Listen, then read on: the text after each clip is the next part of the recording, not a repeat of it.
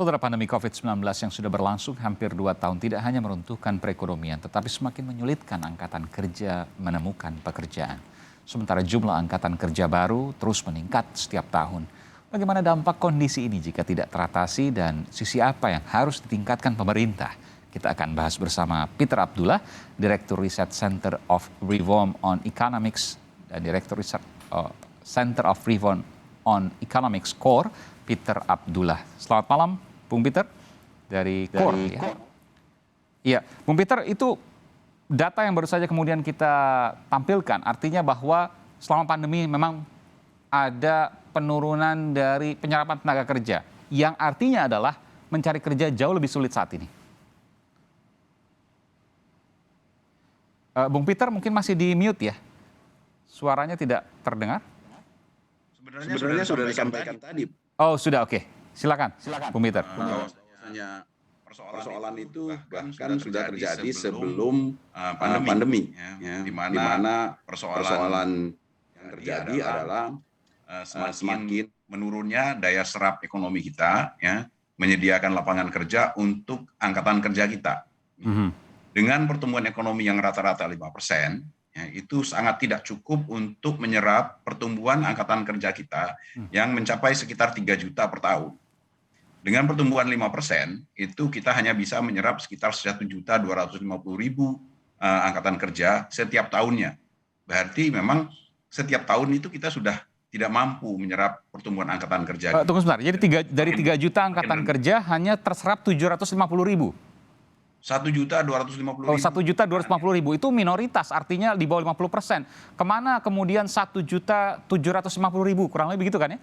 Ya, itu kira-kira diduga itu yang kemudian diserap oleh sektor informal kita. Ya. Dan kemampuan sektor informal kita, ya, kita yakini itu semakin lama makin berkurang juga. Ya. Misalnya UMKM ya, sektor informal ya? Ya, sektor informal itu adalah UMKM, ya.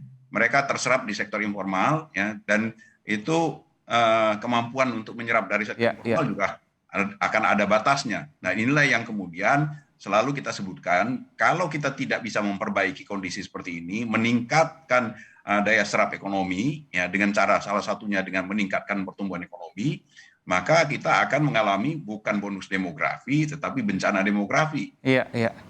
Bonus demografi kita sampai tahun 2033 kalau tidak salah, betul? Ya, puncaknya pada tahun 2030, ya, 2033, ya, dan ketika itu kita akan mengalami kondisi, ya, kalau kita tidak bisa menyerap semua angkatan kerja yang ada, apa yang terjadi? Justru bukan mendapatkan bonus demografi, tapi bencana demografi, karena akan terjadi penumpukan pengangguran yang sangat besar, ya. Apalagi kalau seandainya sektor informal sudah tidak mampu lagi menampung semua angkatan kerja yang tidak terserap oleh ekonomi. Tapi begini, ini kan data yang kemarin ya, 2020-2021, sekarang sudah membaik. Ada peningkatan ekonomi yang signifikan. Bahkan hari ini Menko Marinvest Luhut Binsar Panjaitan mengatakan ketika nanti bisa melewati ujian liburan Natal dan Tahun Baru, maka tidak ada kenaikan yang signifikan atau kenaikannya masih terkendali, maka kita langsung bisa men-switch pandemi ini ke endemi. Dan ini merupakan kabar baik untuk perekonomian kita, untuk ekonomi kita, untuk pekerjaan, pencari kerja, dan lain sebagainya. Kalau kita bicara ke belakang, iya jatuh. Tapi ke depan kan secercah harapan banyak sekali yang kemudian bisa kita gantungkan harapan di sana. Betul demikian, Bung Peter? Masih jauh, Pak Mas Aiman, ya. Karena pertama, tahun 2020 itu kita mengalami kontraksi ekonomi yang cukup besar, ya. Dan artinya itu jangankan menyerap angkatan kerja baru, kita justru menambah pengangguran baru, ya. Hal ini artinya PR besar yang harus ditebus pada tahun 2021, ya, dan kemudian ditebus lagi di tahun 2022. Tahun 2021 kita perkirakan kita belum mampu untuk menembusnya karena pertumbuhan ekonomi kita di tahun 2021 belum akan kembali kepada PET jangka panjang kita di kisaran 5%. Diperkirakan belum nyampe ke sana. Artinya kita masih menambah lagi pengangguran baru. Artinya 2 tahun 2020-2021 itu harus ditebus di tahun 2022. Pertumbuhan ekonomi yang sangat tinggi yang diharapkan, yang diperlukan untuk menembus semuanya ini. Berapa persen? Belum lagi yang sudah bertahun-tahun kita ciptakan. Ya. Berapa persen harus nanti 2022 untuk bisa mengejar ketinggalan sebelumnya?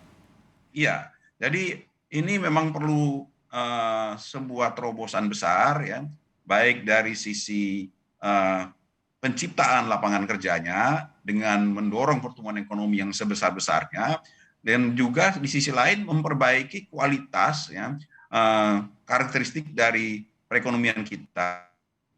Ya, sekarang ini kan daya serap setiap pertumbuhan 1% itu daya serapnya itu terus menurun. Kenapa? Karena pertumbuhan ekonomi kita selama ini sejauh ini semakin lama semakin didorong oleh sektor-sektor yang padat modal. Oke, singkat saja Pak Bung Peter, apa cara yang paling cepat untuk memperbaiki ini semua? Angkatan muda ya, kemudian bisa mengurangi tingkat pengangguran terbuka. Bagaimana kemudian caranya? Paling cepat dan paling mudah untuk kemudian bisa dicapai, paling visible, paling layak.